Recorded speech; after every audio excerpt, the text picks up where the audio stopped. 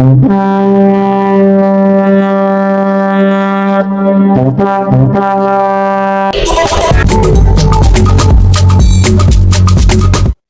clouds rolled across the sky, casting long shadows over Imorphia.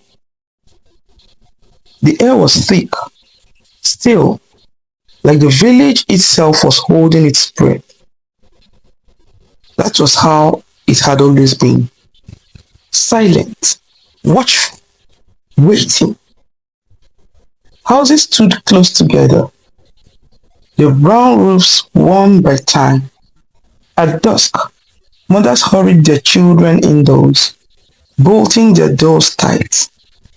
Fathers sat by dim fires, speaking in low voices, their eyes flicking towards the towering rock in the distance. Even the animals seemed to know better than to wander too far. Otosi Rock loomed at the village's edge, jagged and black against the fading light. No one dared to speak of what lay beneath. No one dared to go near. Those who did never returned. The elders, faces lined with years of unspoken fear, warned the young ones, "Stay away!" They would whisper, "Never stray too close." And so, for generations, Imorphia lived in fear, trapped in the shadow of a secret no one dared to uncover, until one day, someone did. The night was thick with mist. The wind howled through the trees, whispering secrets of the damned. A full moon loomed over Imorphia, its pale glow barely piercing the darkness. Then, a scream. A bone-chilling, blood-curdling scream echoed from the direction of Otosi Rock. In the village square, people jolted awake. Mothers clutched their children, elders muttered prayers, and the bravest of men hesitated before stepping out into the dark. Two figures emerged from the darkness, stumbling, gasping for breath. Chisom and Summa. "It took her!" Chisom shrieked, her voice hoarse with terror. "No!" an elder demanded. The creature! Summa sobbed. Tochi is gone!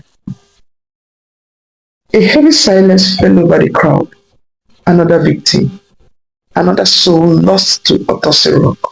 But what truly lurks within Otosi Rock? Subscribe now to uncover the chilling mystery. Okemdilim stood at the edge of the crowd, his fists clenched. He had just returned home after completing his studies in robotics and artificial intelligence at the university. As a youth corps member, he had been posted to a technology firm in the city, where he worked on advanced robotics and machine learning models. But now, standing in his childhood village, he was reminded of how different life was here. In the city, people solved problems with innovation. In Imorphia, people accepted fate.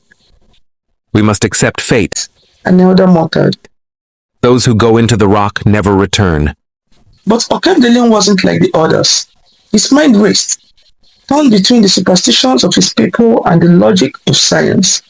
He clenched his fist as another elder warned. "The creature that dwells in Otosi Rock is no ordinary beast. No." Okemdilim blurted out suddenly, his voice firm. "I refuse to accept that. Tochi is not gone. Not yet." The villagers exchanged worried glances. "You don't understand, Okemdilim." Papa Ejike, the oldest man in the village, rasped. "The creature is the guardian of a curse. You cannot fight it." Okemdilim's lips pressed into a thin line. "We'll see about that," he said. The entrance of Otosi Rock was a gaping hole in the earth, its darkness stretching endlessly. As Okemdilim stepped closer, the air grew thick, charged with something unnatural. He stepped into Ikenga X, the latest invention, a towering robotic exosuit with reinforced plating, ultrasonic sensors, and plasma gauntlets. The exosuit sealed around him with a hiss of compressed air, its neural interface syncing with his mind. Named after his grandfather, whom he loved so much, it was his greatest creation. Okemdilim has spent months refining its AI core, training it to adapt to threats, analyze enemy weaknesses, and execute high-speed calculations in battle. Let's go, Ikenga. Mortal. Okemdilim activated Ikenga X. At his command, the robot's eyes fled blue as it came to life, its metallic limbs moving with uncanny precision, mirroring his every command as if they were an extension of his own body. He flexed his fingers, feeling the suit's enhanced strength coursing through him. As he took a step forward, the exosuit moved with precise fluid motion, its servos humming softly. The once distant power of technology was now a part of him, his weapon, his armor, his only chance of survival. Then they entered the cave. The deeper they went, the stranger the air became. The rock walls pulsed faintly as if alive. Whispers glittered through the air, soft, eerie voices calling his name. And then, a rustling, a scraping, a shadow shifted in the darkness. Then a hiss, the cave trembled, and from the abyss it came. The creature descended from the ceiling, a monstrous, otherworldly flaming spider, with its body the size of a house. Its 8 legs burned like molten iron, searing the stone beneath it. Its many eyes gleamed like embers in the dark. It ruled the depths of Otosi Rock. Its massive burning body radiated molten heat, and its many eyes glowed like embers. It was horrifying. Okemdilim's breath caught as the monstrous spider descended, its flaming legs scorching the stone beneath it. The sheer size of the creature was staggering, but he forced himself to stay calm. Of course, Ikenga X was built for this. He could handle it. His mind raced. Analyze, adapt, attack. The exosuit hummed around him, responding to his every thought. Tochi was still out there, trapped. He couldn't afford to fail. Gritting his teeth, he prepared for battle. The monster would not win. Oh, another visitor. How delightful. You've come to take her back, haven't you? The creature rasped, Foolish. So foolish. its voice a blend of men, women, children, all speaking at once. Okemdilim swallowed hard, but stood firm.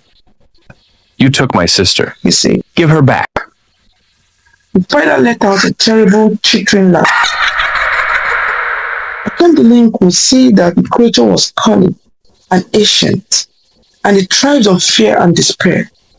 They all come, thinking they are different, thinking they can fight me. But in the end, they all become mine. Its final words dropped to a breathy, chilling whisper. Okemdilim's heart was pounding in his chest. Bring back my sister. Your sister is mine now, Said the creature. as are the others. From the shadows, tiny figures emerged. Small doll-like people with blank eyes, carrying stones, stacking bricks. Okemdilim's breath caught. Tochi was among them. What have you done to them? He demanded. I do not eat humans. The spider sneered. I shrink them. They become my workers, my slaves. They're building me an underground empire of stone and fire. Okemdilim's fury ignited. Then I will destroy you. You are nothing against me.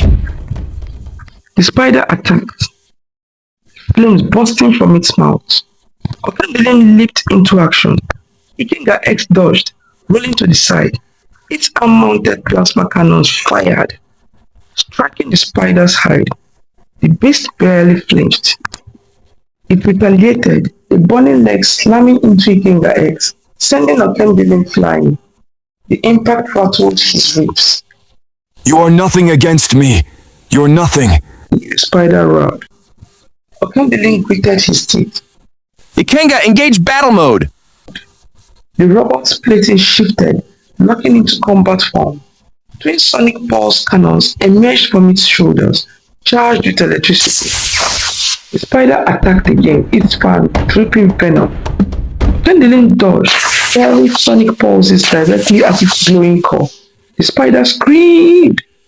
The impact sent cracked spider webbing across its molten shell. You dare! It hissed. It spewed a storm of fire, engulfing the cave in flames. The heat was unbearable. Okemdilim's mind raced. Then he saw it. The cracks in its core were spreading. Ikenga full power sonic blast, maximum output. The robot's core reactor boomed to life.